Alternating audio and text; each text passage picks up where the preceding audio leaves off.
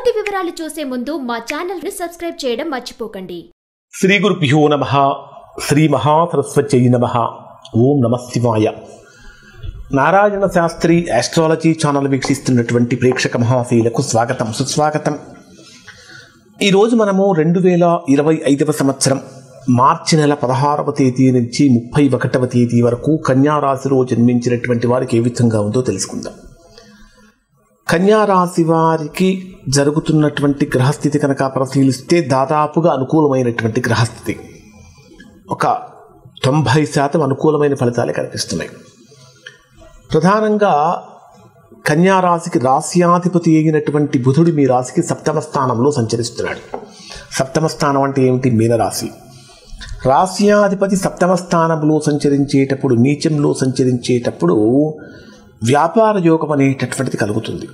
అంటే వ్యాపారపరమైనటువంటి విషయాలలో అనుకూలతలు కలుగుతాయి. కారణం ఏమిటంటే బుధ శుక్ర గ్రహాలు రెండూ కూడా కన్యా రాశి వారికి 7వ స్థానంలోనే ఉన్నటువంటి కారణం చేత వ్యాపారం చేసేటటువంటి వారికి బ్రహ్మాండమైనటువంటి వ్యాపార యోగం కలుగుతుంది.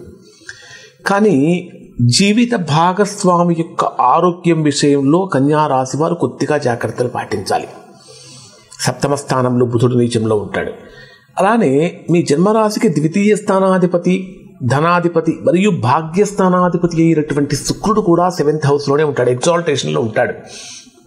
2వ స్థానాధిపతి 7వ స్థానంలో ఉచ్చస్థానంలో సంచరించేటప్పుడు కన్యా రాశిలో జన్మించినటువంటి వారికి అదృష్టం తలుపు తడుతుంది. అంటే ఇప్పటిదాకా ఎన్నో ప్రయత్నాలు చేసి ప్రయత్నాలు సక్సెస్ కాక ఏమిటి నాకు మాత్రమే ఇలా జరుగుతుంది అని ప్రతికూలమైనటువంటి భావాలతో ఉన్నటువంటి వారికి కూడా ఒక్కసారిగా నేనున్నాను అంటూ ముందుకు వస్తుంది. అంటే గతంలో చేసినటువంటి ప్రయత్నాలకు ఇప్పుడు మీరు ఫలితాలు పొందబోతూ ఉన్నారు. ఆర్థికపరమైనటువంటి విషయాలు అత్యంత అనుకూలంగా మారుతూ ఉంటాయి. అన్నింటికంటే ముఖ్యమైన విషయం ఏమిటంటే మీరు మాట్లాడేటటువంటి మాట ఎదుటివారిని బ్రహ్మాండంగా ఆకట్టుకునేటటువంటి విధంగా ఉంటుంది. అంటే శత్రువులను కూడా మిత్రులుగా మార్చుకోగలిగినంత గొప్ప శక్తి ప్రస్తుతం మీ మాటకు ఉంటుంది. అలానే తృతీయ అష్టమ స్థానాధిపతి అయినటువంటి కుజుడు మీ జన్మరాశికి 10వ స్థానంలో సంచరిస్తున్నాడు. 10వ స్థానం అంటే కర్మస్థానం, ఉద్యోగ స్థానం, వ్యాపార స్థానం. 10వ స్థానంలో కుజుడు యొక్క సంచారము వర్క్ బ్రహ్మాండంగా చేసినప్పటికీ ఇంకా ఎక్కడో చిన్న లోపం కనిపిస్తూ ఉంటుంది. అంటే అనవసరమైనటువంటి విషయాలలో సాధ్యమైనంత వరకు వేలు పెట్టకుండా ఉండటం మంచిది. మీరు చేసేటటువంటి దాంట్లో చిన్న పొరపాటు కూడా లేకుండా చూసుకోండి. ఎందుకంటే కాలం అనుకూలంగా ఉన్నప్పటికీ ఉద్యోగపరమైనటువంటి విషయాలలో అంతర్గత శత్రువులు పెరిగే అవకాశం ఉంటుంది. కాబట్టి కొద్దిగా జాగ్రత్తలు పాటించండి. అలానే చతుర్థ 7వ స్థానాధిపతి అయినటువంటి గురుడు కూడా మీ జన్మరాశికి ఎక్కడ సంచరిస్తున్నాడు అంటే 9వ స్థానంలో సంచరిస్తున్నాడు. కన్యా రాశి వారిని ఇప్పటి వరకు కాపాడుతున్నది ఏదైనా ఉంది అంటే అది గురుబలం మాత్రమే. 9వ స్థానంలో సంచరించేటటువంటి గురుడు కన్యా రాశి వారికి విశేషమైనటువంటి యోగాన్ని ఇస్తాడు. ప్రభుత్వ ఉద్యోగం కోసం ప్రయత్నం చేస్తున్నటువంటి వారికి ఈ సమయంలో గవర్నమెంట్ జాబ్స్ వచ్చే అవకాశాలు కూడా ఉంటాయి. అలానే ఉద్యోగ మార్పుల కోసం ప్రయత్నించేటటువంటి వారికి కూడా ఉద్యోగ మార్పు కూడా కలుగుతుంది. నిరుద్యోగులుగా ఉన్నటువంటి వారు చేసే ఉద్యోగ ప్రయత్నాలలో స్వల్పమైన ఆటంకాలు ఉన్నప్పటికీ కొద్దిగా మంచి ఫలితాన్ని పొందుతారు.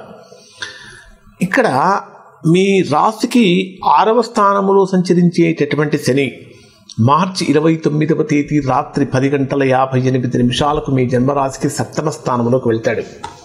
అంటే శనిగ్రహం యొక్క రాశి మార్పు 6వ స్థానం నుంచి 7వ స్థానంలోకి వెళ్తుంది. ఈ 7వ స్థానంలో మార్చి 29వ తేదీ రాత్రి 10:58 కన్యా రాశి వారికి 7వ స్థానంలో షష్టగ్రహ కూటమి ఏర్పడుతుంది. 6 గ్రహాల యొక్క కలయికతో కూడినటువంటి షష్టగ్రహ కూటమి 7వ స్థానంలో 7th హౌస్లో జరుగుతుంది.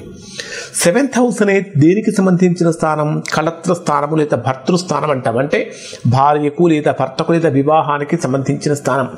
ఈ షడ్గ్రహ కూటమి యొక్క ప్రభావంతో మొట్టమొదటిగా జరిగేది ఏంటంటే కన్యా రాశిలో జన్మించినటువంటి అవివాహితులకు వివాహ యోగం కలుగుతుంది. ఇది బ్రహ్మాండమైన విషయం. 7వ స్థానంలో బుధ శుక్ర గ్రహాల యొక్క కలయికతో చక్కటి అపరిమితమైనటువంటి వ్యాపార యోగం కూడా కలుగుతుంది. ఇది కూడా మంచిదే. కానీ శని కూడా 7వ స్థానంలో ప్రవేశించినప్పుడు ఈ షష్టగ్రహ కూటమిలో భాగంగా శని కూడా ఉంటున్నాడు, రాహు కూడా ఉంటున్నాడు, రవి కూడా ఉంటున్నాడు. మీ జన్మరాశికి వ్యయస్థానాధిపతి రవి. అంటే రవి రాహు గ్రహాల యొక్క కలయిక, రవి శని గ్రహాల యొక్క కలయిక కొన్ని ప్రతికూలమైనటువంటి ఫలితాన్ని ఇస్తుంది. ఖచ్చితంగా శని మీ రాశికి సప్తమ స్థానంలోకి వెళ్ళినప్పుడు అంటే మార్చి 29వ తేదీ రాత్రి 10:58 మీకు ఉద్యోగపరంగా కానీ వ్యాపారపరంగా కానీ లేదా విద్యాపరంగా కానీ ఖచ్చితంగా ఉన్నటువంటి స్థానాన్ని వదిలిపెట్టి వేరొక స్థానానికి వెళ్ళాల్సిన పరిస్థితి వస్తుంది. అంటే చేంజ్ ఆఫ్ ప్లేస్ అనేటటువంటిది ఖచ్చితంగా ఈ రాశి వారికి కలుగుతుంది. స్థాన భ్రంశం అనేటటువంటిది కలుగుతుంది. లేదా ఇక్కడ ఉన్నటువంటి వారికి విదేశాలకు వెళ్ళాలనుకునేటటువంటి వారికి కూడా కోరిక తీరుతుంది. విదేశాలకు వెళ్ళాలి, అక్కడ ఉద్యోగం సంపాదించుకోవాలి, అక్కడ చదువుకోవాలి, ఈ విధమైనటువంటి బలమైన కోరికలన్నీ కూడా తీరుతాయి. అంటే ఇది కూడా ఒక రకంగా చెప్పాలంటే మంచి యోగాన్ని ఇస్తుంది. కానీ శని రాహు గ్రహాల యొక్క కలయిక శపిత దోషం కలుగుతుందని చెప్పినట్టే రవి శని గ్రహాల యొక్క కలయికతో కానీ రవి రాహు గ్రహాల యొక్క కలయికతో కానీ మనకు పితృదోషం ఏర్పడుతుంది. కాబట్టి ఆ పితృదోషానికి సంబంధించినటువంటి కార్యక్రమాలు కనుక అంటే ఇప్పటివరకు ఎవరైనా చేయకపోతే అటువంటివి చేయించుకోవటం వలన ఆ దోషం యొక్క తీవ్రత తగ్గుతుంది. ఇక్కడ డే వైజ్గా పరిశీలిస్తే కన్యారాశి వారికి ఏ విధంగా ఉంటుందంటే 16వ తేదీ ఉదయం నుంచి 16వ తేదీ రాత్రి 1:15 మధ్యలో ఉండే సమయం బ్రహ్మాండమైనటువంటి అనుకూలతను ఆనందాన్ని కలిగిస్తుందండి. సంపూర్ణమైనటువంటి ఆనందాన్ని కలిగిస్తుంది. ఒక రకంగా చెప్పాలంటే ఇప్పటి వరకు సాధించలేనటువంటి గొప్ప గొప్ప ఫలితాలు సాధించేటటువంటి విధంగా అడుగులు ముందుకు పడతాయి.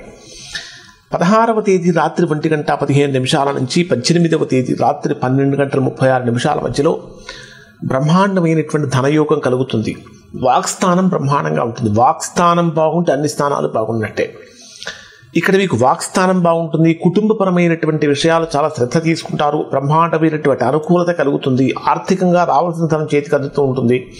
అనేక రకాల ఉపయోగాలు కలుగుతూ ఉంటాయి. ఇన్వెస్ట్మెంట్స్ చేసేటటువంటి వారికి కూడా ఇది అనుకూలమైన సమయం అని చెప్పాలి. 18వ తేదీ రాత్రి 12:36 నుంచి 21వ తేదీ రాత్రి 1:46 మధ్యలో తెలియనటువంటి సమస్యలు కానీ తెలియనటువంటి ప్రతికూలతలు కానీ చాలా దగ్గర వాళ్ళ నుంచి ఆత్మీయుల నుంచి కానీ ముఖ్యమైనటువంటి వ్యక్తుల దగ్గర నుంచి కానీ కొన్ని సమస్యలు వస్తాయి. ముఖ్యంగా చెప్పాలంటే కొన్ని కాన్ఫిడెన్షియల్ మ్యాటర్స్ ఏవైతే ఉంటాయో అవి లీక్ చేయకుండా ఉండటం చాలా మంచిది. 21వ తేదీ రాత్రి 1:46 నుంచి 26వ తేదీ మధ్యాహ్నం 3:09 మధ్యలో ఆత్మవిశ్వాసం అధికమవుతుంది. అధికమైనటువంటి ఆత్మవిశ్వాసంతో పనిచేస్తారు. విశేషమైనటువంటి యోగాన్ని పొందుతారు. అంటే గృహయోగం కలుగుతుంది, వాహన యోగం కలుగుతుంది, విద్యాపరంగా ఏర్పడిన ఆటంకాలు తొలగిపోతాయి. తల్లికి సంబంధించినటువంటి విషయాలలో ఎవరైతే వారి ఆరోగ్యం గురించి ఆందోళన చెందుతున్నారో ఆ ప్రభావం కూడా తొలగిపోతుంది. సంతానపరమైనటువంటి విషయాలలో శుభవార్తలు వింటారు. అనేక రకాలైన శుభయోగాలు ఉన్నాయి. 26వ తేదీ మధ్యాహ్నం 3:09 నుంచి ఇక 28వ తేదీ సాయంత్రం 4:43 వరకు ఉండే సమయం కొద్దిగా అనారోగ్యాన్ని కలిగిస్తుంది. ఆర్థికంగా కానీ ప్రయాణాల పరంగా కానీ ఇబ్బందులు కలిగిస్తుంది. 28వ తేదీ సాయంత్రం 4:43 నుంచి 30వ తేదీ సాయంత్రం 5:30 వరకు సంపూర్ణమైనటువంటి కుటుంబ వృద్ధి కానీ కుటుంబ ఆనందం కానీ అంటే అనేక మంది ముఖ్యమైన వ్యక్తుల యొక్క కలయిక వలన ఆనందం ఏర్పడుతుంది. 30వ తేదీ సాయంత్రం 5:30 నుంచి 31వ తేదీ రాత్రి వరకు ఉండే సమయం కొద్దిగా ప్రతికూలత కలిగిస్తుంది. కొన్ని ప్రతికూలమైన ఫలితాలు, నష్టాలు, ప్రమాదాలు ఉంటాయి. కాబట్టి కొన్ని జాగ్రత్తలు పాటించండి. ఓవరాల్గా కనుక పరిశీలిస్తే కన్యారాశి వారికి ప్రస్తుతం జరుగుతున్నది దాదాపుగా బ్రహ్మాండమైనటువంటి అనుకూలమైన స్థితి. ఇప్పుడు చెప్పినటువంటి ఫలితాలు కన్యారాశిలో ఉన్న అందరికీ వర్తిస్తాయండి. ఎవరికైతే వర్తించడం లేదు, ఎవరైతే తీవ్రమైనటువంటి ప్రతికూలతలు పొందుతున్నారో దానికి కారణం ఏమై ఉంటుందంటే వారి యొక్క వ్యక్తిగత జాతకంలో ఏర్పడినటువంటి దోషం యొక్క ప్రభావం అయి ఉంటుంది. అటువంటి సందర్భంలో ఒకసారి మీరు మీ వ్యక్తిగత జాతకాన్ని విశ్లేషణ చేయించుకొని దోషం ఎక్కడుందో తెలుసుకుని దోష నివారణ కనుక చేయించుకుంటే సత్ఫలితాన్ని పొందుతారు. ఇవి కన్యారాశి వారికి సంబంధించినటువంటి ఫలితాలు. శుభం.